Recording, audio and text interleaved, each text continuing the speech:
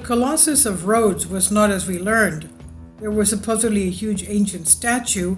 Now, this picture of the fort here on the 7 o'clock position is there, and on the 4 o'clock position as well. So that passage that the ship is going under the legs of the statue, all this is there, but of course the statue is not there. So this Colossus, the ancient statue, was supposedly built in Rhodes. What happened to it? The Colossus of Rhodes is an oversized statue depicting the god sun, Helios, which was erected at the entrance of the port of Mandraki and was made as a votive offering to the patron saint of the island to remember the help and strength he offered them during their resistance to the siege of the Macedonian forces. Antigonus, general of Alexander the Great, Alexander the Great was about 330 BC, remember, and especially of his son Demetrius the Besieger in 305 BC, because they refused to side with Ptolemy. We know Ptolemy was one of the 4 generals of Alexander the Great. Alexander's empire was not given to his heirs.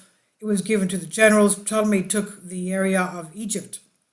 So in 305 BC, because they refused to side with Ptolemy, also general of Alexander the Great, when after the death of the latter, the empire had begun to collapse and disintegrate.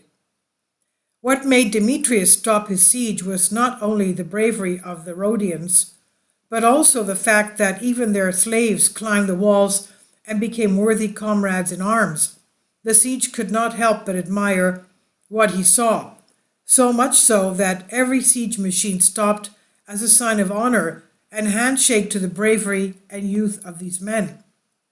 However, Pliny tells us that Demetrius got tired of the prolonged siege and left. The Rhodians attributed this victory to the god Helios, sun that is, where the island Ra equals sun, was dedicated, to which they dedicated the Colossus of Rhodes, a huge bronze statue given at the time because the face of the god is known only to his descendants, as Philo the Byzantine tells us. The Rhodians commissioned the colossal work of Haris, a Greek coppersmith from Lindos. Lindos is a city just south of the city of Rhodes, who was also a close friend and student of the famous sculptor Lysippus from Sikiona in the Peloponnese. The construction of the statue began around 294 BC and was built around 281 to 282 BC. Pliny, like most ancient sources, tells us that this statue was 70 cubits high, that's 33 meters, that's about 100 feet high. However, there is a version that it was 80 cubits high, which probably includes the base of the statue, and it weighed about 200 tons. Although tall statues were not unknown in the Greek style, their 33 meters was something unprecedented. Only the Egyptians made such sizes, from which Harry was inspired.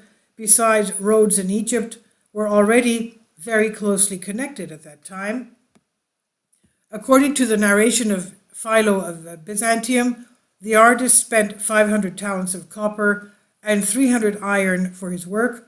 The amount of copper used for the single statue was such that it could disappear, make use of all the copper of the ancient world. The money was obtained from the siege engines and other military equipment that Demetrius had abandoned when he got tired.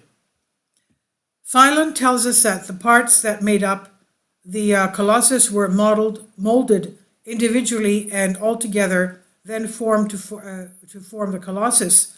First of all, however, the artist had taken care to build a metal frame supported by square stone structures, which formed the frame that would frame the entire Colossus construction within the divine proportions. On a white marble base, place the feet up to the height of the ankle joint, and the ankles are then cast. After the first step was taken, the second was molded on the first, the third on the second. Each section was then buried in soil, thus creating an embankment to allow the craftsman to continue higher in the next section. In this way, going up a little by each time, the final form of the statue was completed, which after the removal of the embankments was similar to the sun god himself, thus offering a second sun to the world. Without being sure, as the relevant information does not exist, the statue should have been depicted naked, but mainly upright with the hands along the trunk, or at most with one of them above his head, and that is for purely balancing reasons, as well as it is enormous size and particularly heavy weight could not support outstretched arms. Also, the legs should be joined or even in a small logical dimension between them.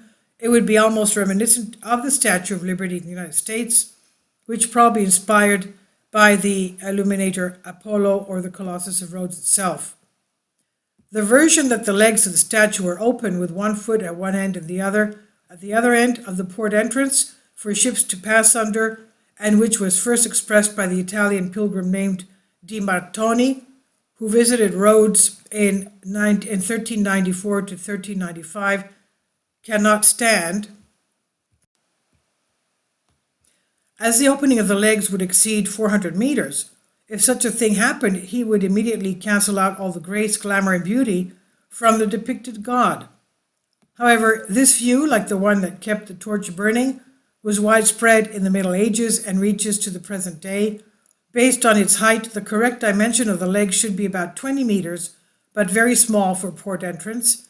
Of course, we have to keep in mind that the location of the Colossus is not mentioned by any ancient source, so if we want to make Di Martoni's view seriously, take his view, we have to look for another port, or assume that the two ends of the port, the supported feet sunk in the sea, maybe to someone in an earthquake, possibly to one that took place 226 BC, 56 years after his uprising through the Colossus. Strabo, however, in his geography, tells us that the earthquake broke the statue on his knees. Of course, to say this, its base along with that part of the port did not sink. It is also implied that the legs were joined. On the other hand, it's said that with his fall, the Colossus fell on houses, so it was not near the port.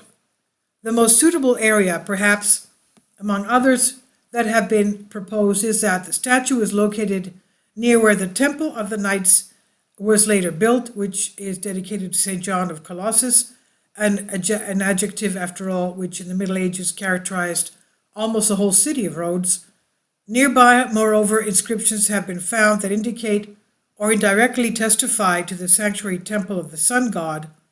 What more logical and a thanksgiving votive offering to have been erected outside of his temple? In any case, the Colossus of Rhodes, even broken, lying on the ground, with the huge cavities highlighting the interior of its construction, was an ancient miracle. Only his fingers exceeded the height of many statues, and only a few people could join their hands around his thumb, ancient writers tell us. That's how huge he was. No attempt was made to repair the damage and restore the large statue to its place, although Ptolemy III of Egypt wanted to restore it. An oracle, however, did not allow it to be erected in general, perhaps so that a similar catastrophe would not occur in the future.